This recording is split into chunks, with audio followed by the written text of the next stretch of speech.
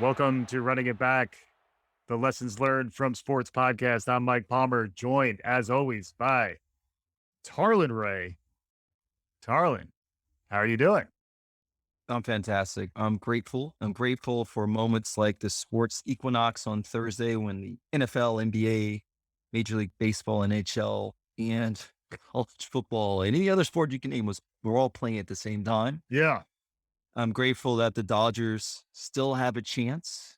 So you're saying there's a chance?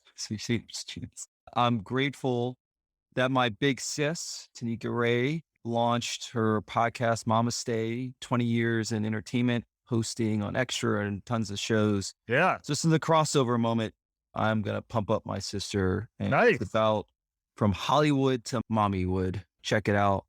And I'm grateful that Matthew, who was on our last show at the top, finally put you in your place and gave you that shiner I'm looking at right now. I'm grateful for a lot of things. A lot of things to say. I would say it's the harmonic convergence is what you're describing. Everything happens at the same time. It's the everything time, which is absolutely right. And for our listeners, I'm fine. It's not even that much. They're not worried about it. They're not that much of it. It's a shiner.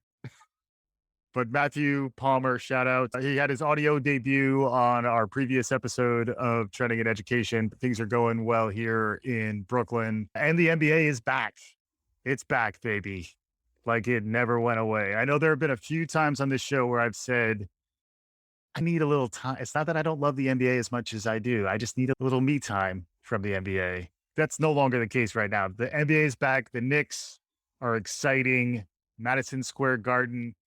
Knicks of the Mets. The Mecca. What a game. The Mets are gone. Mets are gone. It's fine. It's fine.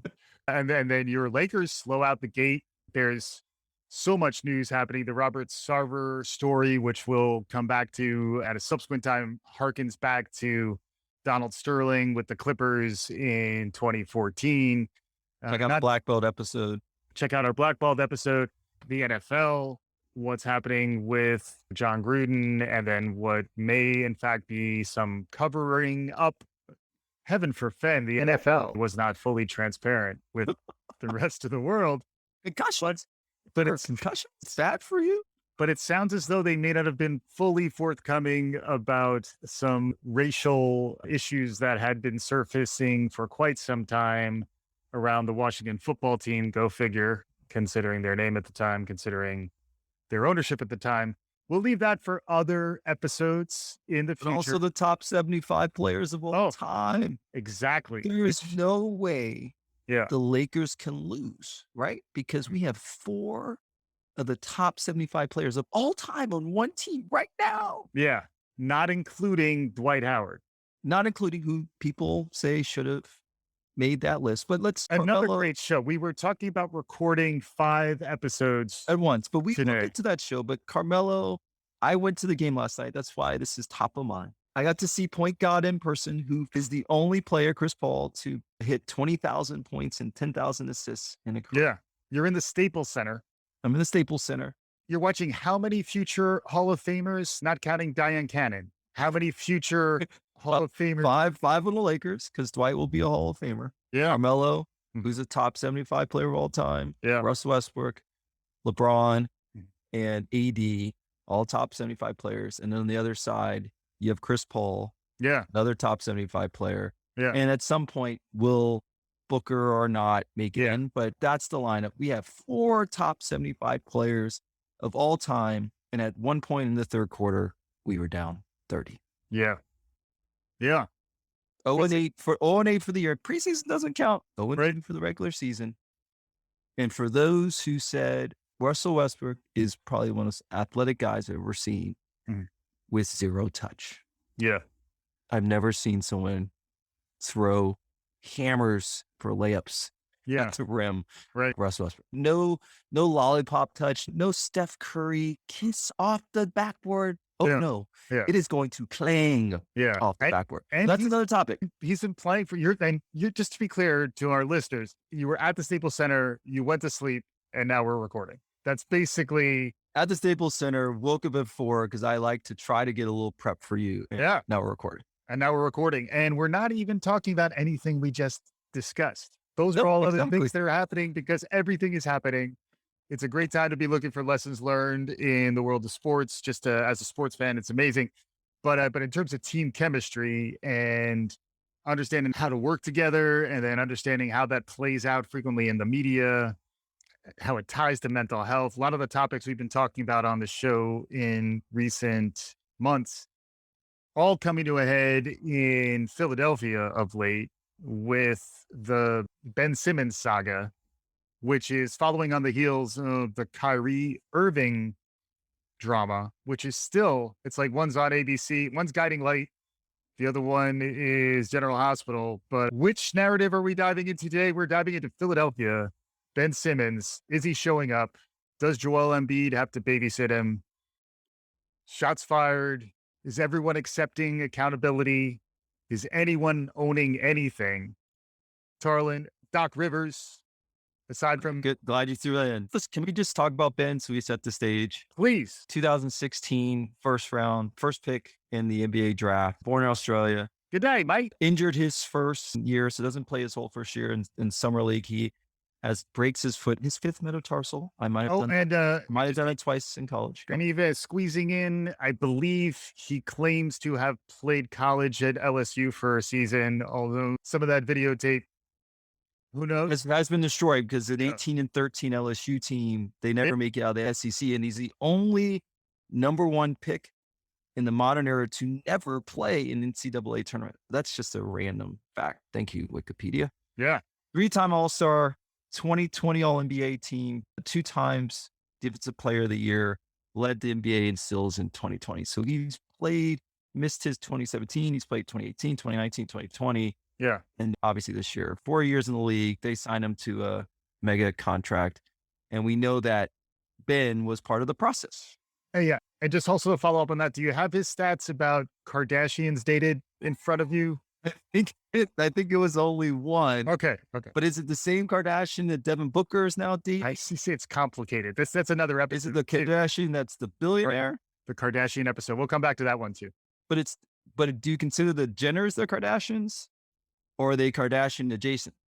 And it all connects to OJ, which is a whole nother episode. And I did go down the street and that left what was a horrible NBA finals watching the Rockets and some team. Hey now. The which Knicks. We may cut, so I can go down the street to watch OJ drive by in his white Bronco. That's a whole different. So many other stories. So many shows. Other shows. How about the show that we're talking about? Yeah. So he's a unicorn. He's a guy that at 6'11" is playing point guard, can see over much shorter guards, see the floor, is a pass first guy. And I like to call myself a pass first guy, but my buddy laughed at me. He couldn't stop laughing. I said, I would be pass first if my teammates weren't limited.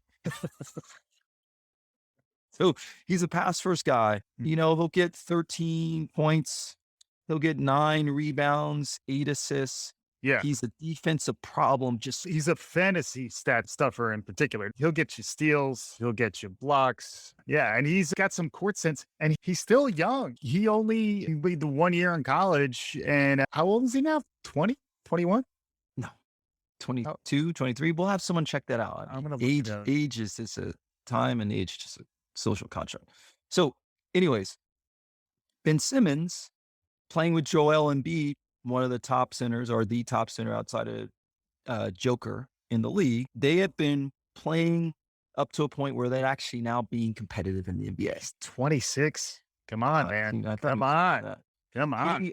He, what would be the year of Kawhi and the shot, for those who remember Toronto Raptors in the 2018-2019 Eastern Conference Final, beating the Sixers and then going on to win the championship. That was the year where the team thought they were going to make a leap. And just the research is in my ear. He's 25. 25. Thank you. I knew he was younger than that. And most people thought that the Sixers were close. And Ben Simmons has always been the guy he is. Ben Simmons in the Toronto Raptors series 2018-2019 averaged 11.5 points, 7 rebounds, 4 assists, shot 60% from the field because all of his shots are close. He does not shoot threes. He does not have a soft floater in the lane. And he shot 50% from the foul line. Pretty atrocious, like hot garbage from the foul for not a shooter. But everyone sort of allowed Ben to be Ben, and he continued to then excel from there. Next season. And we haven't necessarily even fully recognized his defensive capability, which is the other place where he's really off the charts, even in terms of the next gen stats and the way people think about the defensive side of the NBA, because he can match up on everyone. Literally can guard every position on the floor. Shut people down. Shut down guy. So fast forward, that is a year where the Sixers said they are just like Kevin Durant and the Nets thought they were a toe away last year from beating the Bucks. Yeah. They were a crazy shot in the corner from going to the finals. 2019, 2020, bubble year, things don't pan out as well. They thought that they needed a new coach. I guess Doc was there last year, but brought in Doc as a new coach. They need more shooters around Simmons and Embiid because it's the bubble. So it was the bubble. What happens in the bubble? But also Simmons didn't play. He had a knee injury. So he was out of the playoffs that year. Playoffs? Talking about playoffs? And so we still have a guy who is an all-star every year that he plays. Yeah. People laud him for his defense, understand that he's going to be limited, understand he's going to be pass first. Yeah. Will work around that. And the general manager say, I need this talent because there's no one like him. Yeah. So then we get into the 2020, 2021 playoffs. And this is where everything comes to a head.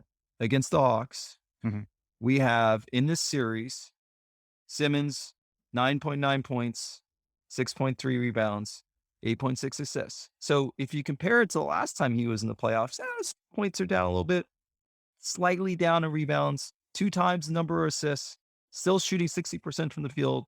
But now in that season, the all-time worst free throw percentage, and he shot 33% from the line. Yeah. And the moment was in the game. He's backing down. I watched the clip several times, backing down a player in the post. He loses his man. And instead of going for a layup or a dunk, he passes it off. And in the press conference after that, it's when I think everything turned for Ben Simmons, when Joel Embiid threw him under the bus and said the course of the game changed when he wasn't willing to take that dunk or shoot the layup. And when Doc Rivers asked whether or not Ben Simmons could be the point guard for a championship contending team, and he said, I don't know how to answer that question. So what do you do as Ben Simmons, 25-year-old, millennial, Gen Z, you're my generation. He's a little cuspy. Yeah. He's cuspy. And he had his performance review with his manager, his leader, his boss in front of the world. What do you do? Yeah. So I'd call him a zennial, but there are other ways to characterize this story coming into this point as well. The full interview with Embiid wasn't just throwing Ben Simmons under the bus. It was also taking some accountability for it himself. And I think there was awareness that it wasn't just that press conference that has brought us to the situation that we're in today. It was also the fact that after that, Ben Simmons asked for a trade, didn't get one in the offseason for whatever reason, and now is expected to come back and play this year again with pretty much the same team, with not too much changed from his perception. He sits out and then comes in, but isn't really present, isn't really trying to win the game. Although it's practice. You talk to me about practice? Again, it's everything season. Happy everything season, by the way, Tarlin. So you can see him bailing it in. Everything's on video these days. You can see Ben Simmons. I wasn't sure if he actually had his cell phone in his pocket, but he was taking it easy in practice. So much so to the point that Doc Rivers says to him, you're not really here. I need you to get out of here. And so he sends him home. And then most recently, there was a team meeting where I want to make sure I quote Ben properly, because it's unbelievable that This was the statement. Ben Simmons spoke to Doc Rivers, Joel Embiid, and entire 76ers team today and accepted everyone needs to take responsibility, including himself. But Simmons informed them all that he's not mentally ready to play yet and needs time. So that's where we are now. What happened? We got to where we are now. What happens immediately after? It's days after the playoffs, and he asked for a trade. Mm-hmm. So what happened with the relationship with Joel Embiid? What happened with Doc Rivers, who, and I'm not surprised. So to hear that he's not mentally ready.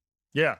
There's a guy through the whole season that had the worst free throw percentage ever.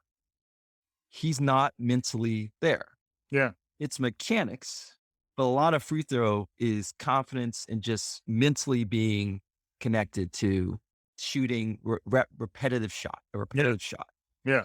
So I point to, and it's in the heat of the moment, but there's something in the way that they're managing, connecting Joel Embiid. I always look at the leaders, and Doc Rivers are managing this talent.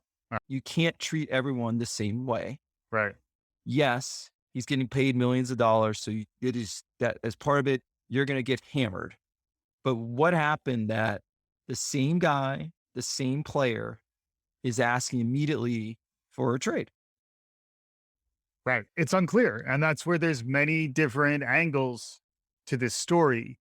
But this idea that Ben Simmons is sleepwalking through his professional life and is then frustrated by the fact that he's being held accountable in Philadelphia. That's one narrative. Embiid said, it's not on us to babysit this guy. So like his toughness, his ability to close is being questioned on the one hand. Is that being done so in a way that is overly harsh, overly critical? Who knows? But that is one aspect of the narrative. I think the other aspect of this is something we've talked about a lot on the show, which is mental health and the ability of people to walk away, the ability of Naomi Osaka to opt out of the French Open. That is something that we talked about on the show. Simone Biles' decision to not compete in aspects of the women's gymnastics in Tokyo. We also did an episode about that.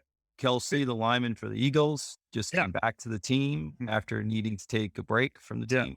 Yeah. And we've talked about DeMar DeRozan coming out about, his depression. We've talked about Kevin Love on the show. So there is this movement around mental health and respecting athletes' ability to take care of themselves. Self-care is also a really important trend that we're seeing out there these days.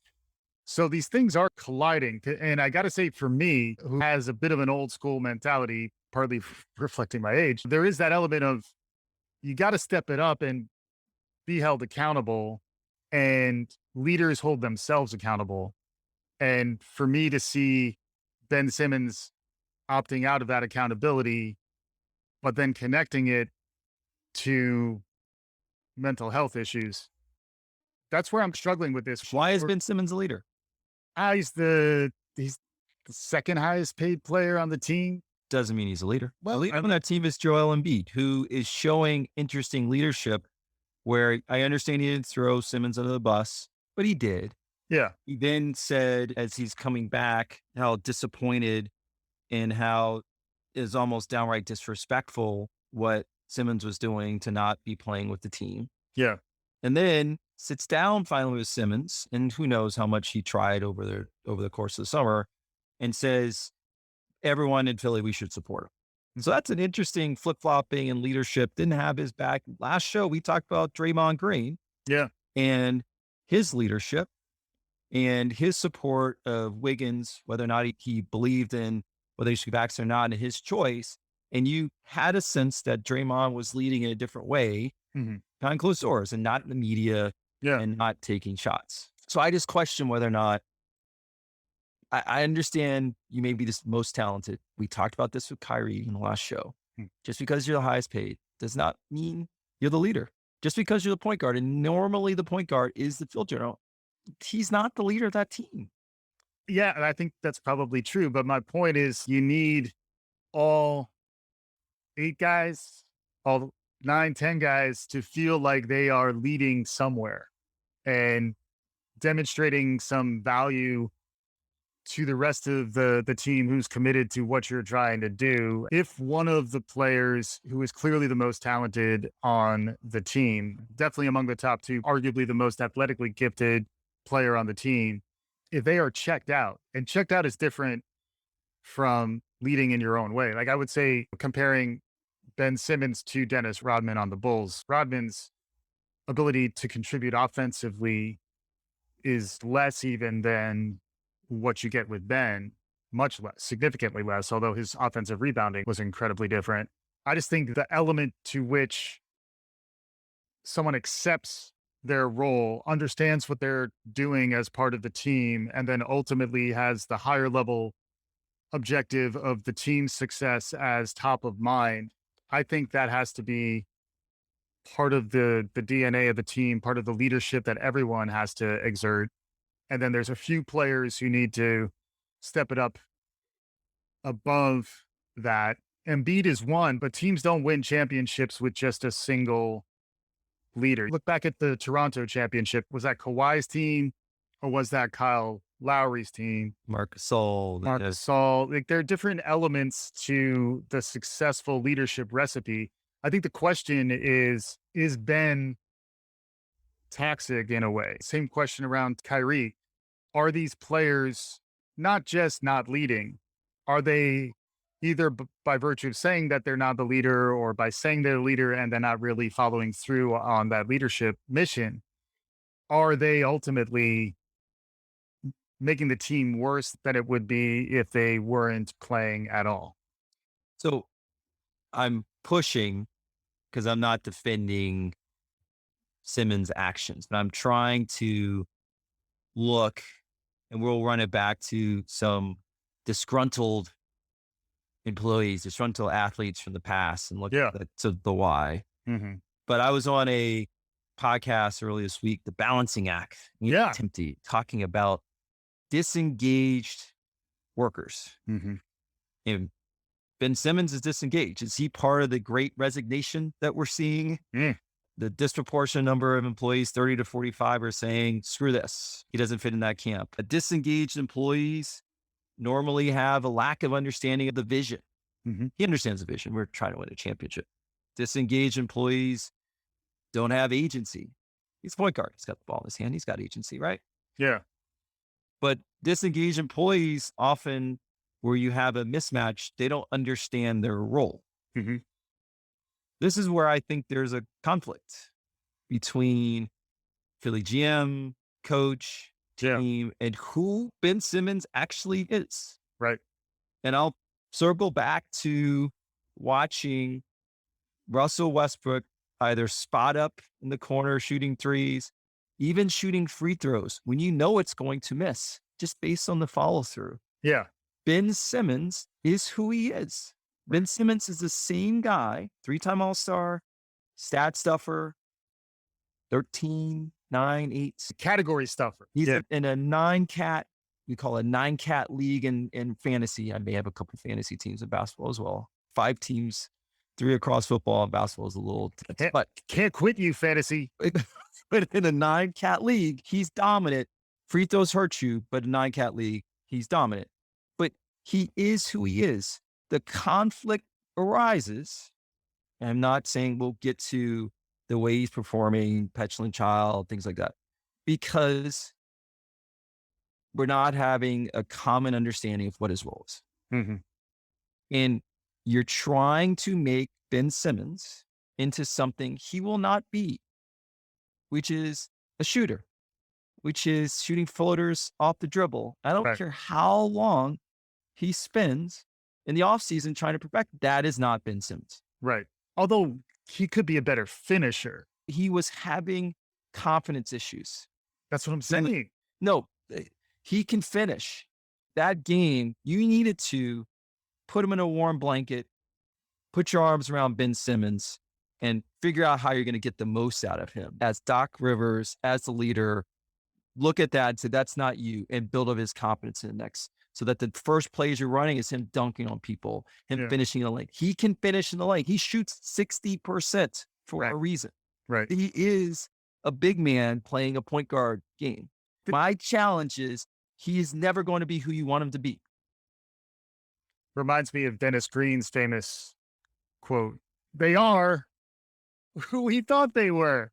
While we're talking, though, I did want to follow up on your Cat 9, your category stuffing is well and good. But what it really comes down to is, what are your categories going to be like when it's what Michael Jordan referred to as winning time? So when it comes down to when everything matters a little bit more, quick update on that same series with the Hawks. Ben Simmons' fourth quarter shooting in this series. Game 1, 2 for 2. Game 2, 0 for 0. Game 3, 1 for 1. Game 4, 0 for 0. Game 5, 0 for 0. Game 6, 0 for 0.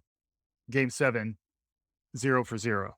And now I know it's mathematically incorrect, but I still adhere to the saying, you miss 100% of the shots you don't take. In Game 7 of the Toronto series that they lost by 2, he took 5 shots. He is who he is. Yeah, but that guy, when you were talking about wrapping him in a blanket, it was taking me back to the swaddling days. And it's swaddling is still, as a father of How's your swaddle game? How's your swaddle game? 3-year-old, it's happily in retirement. I did what I needed to do. I was effective. Velcro is your friend these days for young parents. But Velcro is whipping out, man. It's like Velcro for your kids until they're 6 years old, not teaching them how to tie their shoes. Velcro, yeah, we're gonna have a separate. That's another show. We got to do a Velcro show and a swaddling contest. But if you need that much coddling, are you a coach? Or are you a mollycoddler? Tarlin, do you have a player or do you have a toddler? That's the question. How much love and special care does this guy need? And then it's weird because this is like the woke sensibility nowadays. Because then I start feeling bad because I'm like, he probably is going through some mental struggle here. It does sound a little bit like we've talked about the yips in golf. And then the twisties was what Simone Biles was talking about. Is he suffering from the Simmonses, where there's just something gets in his head, the honesty's too much, and he's kind of choking. And then if the choke then spirals out of control, you already have some self-esteem issues or whatever you're struggling with. It's hard to grow up in this day and age. I understand it. And then it's all playing out in the media. Maybe he just needs some time away. And the flip side, way and people to adapt. I'm putting it on Doc Rivers. I'm putting it on the team that gave him. He is an outsized talent, but he's always going to be limited. He's not getting you a bucket in the fourth quarter. I would put it on Daryl Morey then too, because I would say Daryl Morey came later. Did he sign the deal with Daryl Morey? This offseason is what I was saying. When Ben Simmons is asking for a trade this offseason, you have this offseason, you're basically blowing it up. You know, it is blowing up. Do you choose to blow it up by trading him when maybe 70, 80 cents on the dollar versus trading him now versus just sucking it up and separating him from the team probably is what you want to do. But we did see with Sean Marks, who wasn't as much part of the conversation when we talked about Kyrie, a lot of the real management decisions are at the general manager's level. How are they addressing this? How do they think about their players and their personnel? It is in that management exercise a layer up. You know, Doc is the direct manager of these players and is exerting whatever leadership he can as a coach, but still it is a coach. The accountability is more in terms of the game, not necessarily in terms of their career or where they're going to go next. I do think Daryl Morey could have done more in the offseason to settle this because he's going to have to do it now. What do you think about all this? What's your perspective? Daryl Morey, we didn't talk as much about Sean Marks last week when we were talking about Kyrie and the vaccine. Right after we recorded that, he did demonstrate some leadership, I thought, by saying this is now going to be resolved in a very clear way once Kyrie is vaccinated and is able to conform to the the laws of New York and other parts of the country, he'll be welcome back to the team. But until he makes that decision, he won't be part of the team activities. I thought that was an interesting move. And Daryl Morey is the equivalent of that when you look at Philadelphia's response to this situation. There are times where you need people less close to the day-to-day heat of the battle to step up and demonstrate some leadership as well. Any perspective on what it's like to make those types of decisions, lessons learned from what Daryl Morey is up against, and then the decisions that he's making? I think Morey and Rivers are cut from the same cloth. From the very outside, they're being super stubborn on this issue. I feel like they want and believe, or at some hope thought, Ben Simmons would be the next Magic Johnson. And Magic was able to, with a bit of a shaky jumper, actually manufacture that into really an all-world game and 18 to 19 a game and dangerous and willing to take big shots. And he did play with Kareem. And he did play with Kareem. I believe when you saw how rattled Ben Simmons was, you had two paths. One was to jettison him as quickly as possible and build around Embiid and the Tobias Harris and the Seth Currys and the people that you thought were playing the way you needed to play, or coach him in a different way. Mm-hmm. Go to him. And whether or not you think it's coddling or doesn't matter, you're seeing what, and this is what Phil Jackson tried to do by connecting with players, by giving them different books and giving leash to certain players. You needed to then meet Ben where he was or where he is, instead of being that hard nosed, as you said, old school. Yeah. Coach. So you find this in your day to day. It's not whether or not someone will say, well, they're on the right seat of the bus. He's a basketball player, right? Yeah. This is what he's meant to do. Mm-hmm. What you're not doing is figuring out how to communicate with someone. I was at a youth 6th grade. My daughter had 6th grade volleyball game. They won, and I went to go watch 6th grade flag football. The boys were playing in the same team. Yeah. And loved the coach, but he's yelling at the players. And one of the moms said the coach called after a game early in the season, said, I just want to make sure your son's okay. And the mom's, he loves it. Please keep it up. While other parents, based on the yelling, could be cowering, and their son could be tearing up at night. Right. You just, at this stage, got to figure out who your players are. So I put a lot on Morey. I put a lot on Rivers, and I put a lot on the silence of the Sixers. I understand Tobias Harris, because they got a chance to meet with Simmons. They're fully supportive of what they're saying is their brother, and they hope he comes back really late. Yeah. Because a lot of what these players are looking for is to just looking to see if they got the love there. Yeah. And you take that much hate, which used to be back in the day, just a few clippings, and if you happen to listen to Philadelphia radio, but it's just a deluge of you suck, Ben, on IG and everywhere that you think the world matters. Right. You wonder why there's mental health issues. You wonder why there's a New York Times article about the impact of Instagram on young girls. So I put on the leadership, as I often do. Yeah. And I throw Embiid in that camp because he is the alpha. He is the leader of that team. And it's a responsibility to figure out how to reach Ben. I'm not coddling the star. I see him for what he is, a limited player with unicorn-like abilities to stuff some stats. And when it's game time, you need to stick him in the corner because he's not getting you a jumper. But then I would back it up a little to blame the process. Yes. Right? About the process? Follow me along on this one, though, because the process, so Sam Henkie, Philadelphia front office, famously had a strategy, a North Star, something that would have to last multiple years, which was something called the process, which effectively meant tanking at times, tank you very much so that you could get a better draft pick. Ultimately, this quote unquote process landed Joel Embiid, who very cleverly, and he's a really entertaining guy, follow him on Twitter, adopted that as his nickname, The Process. But the process is this idea that you can be bad. And then if you're bad enough, it's better to be really bad rather than middle of the road. And if you're bad enough, you'll develop singular talent, get these. Bad means bad, but sometimes bad means good.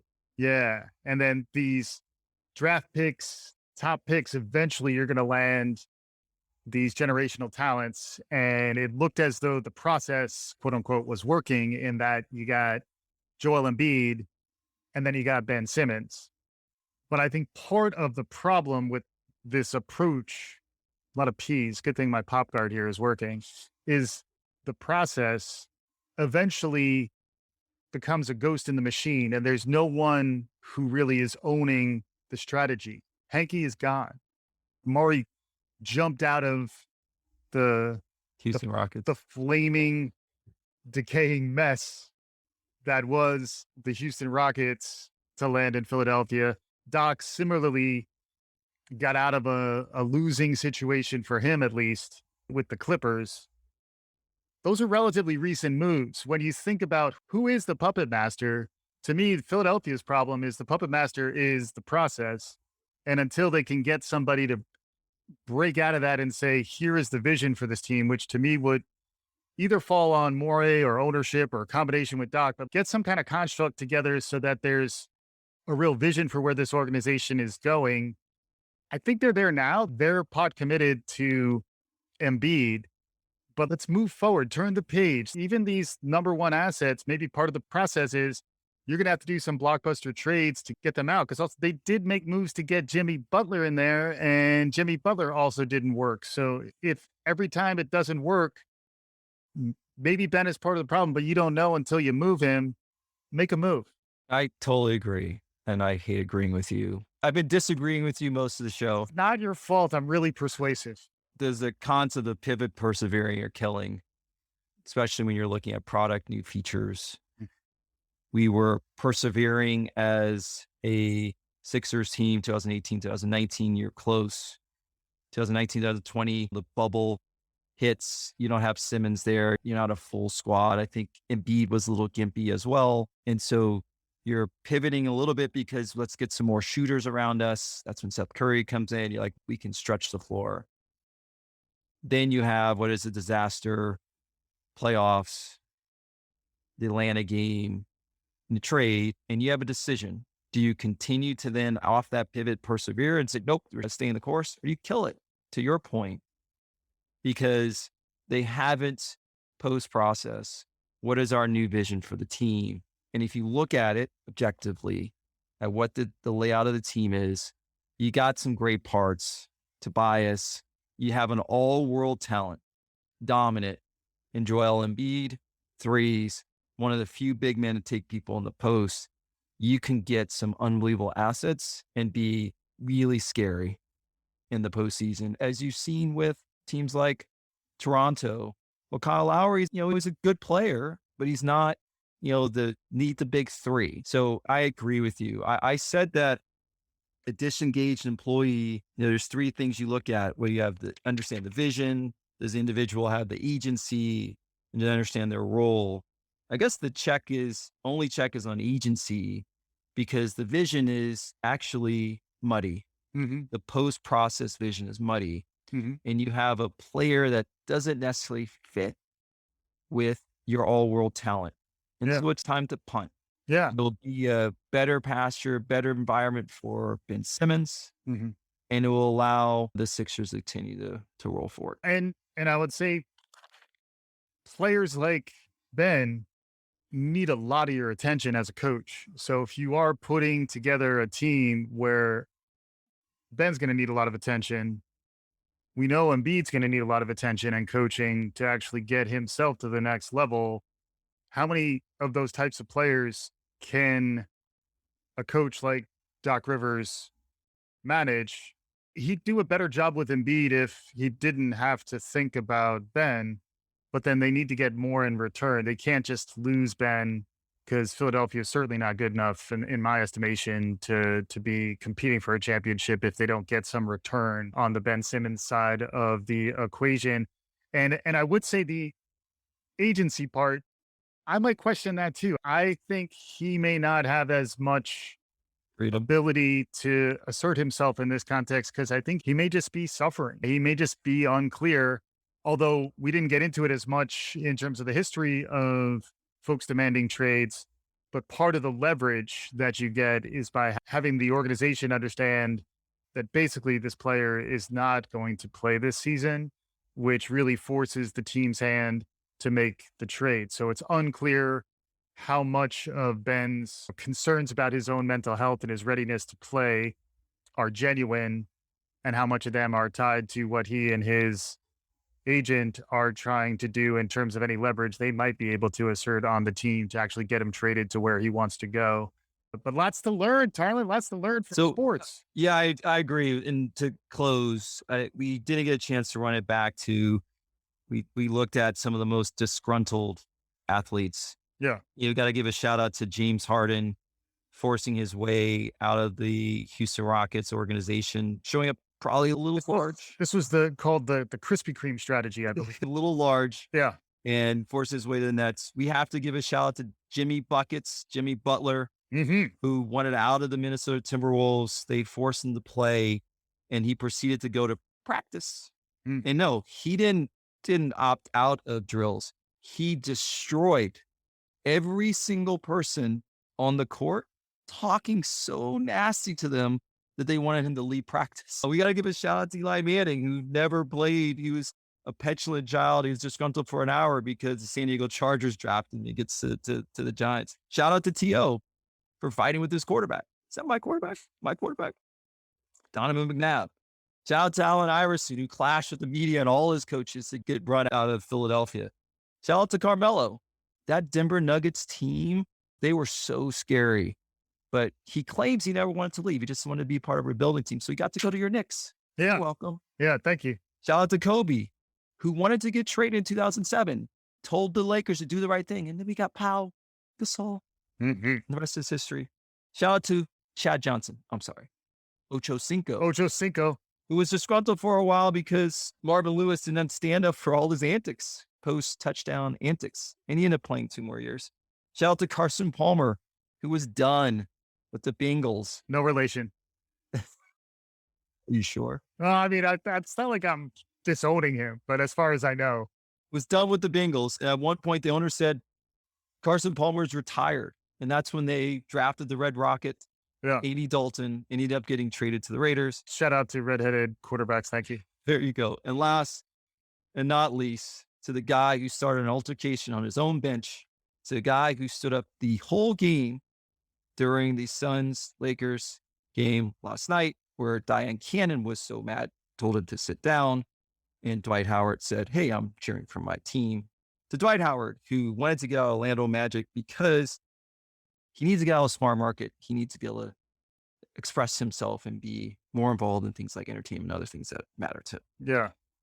To all the disgruntled employees, may Ben Simmons, who's using his voice to get out, and may Daryl Morey and the ownership and Rivers give him his release, because I do believe the Sixers have a good team and they're better without him.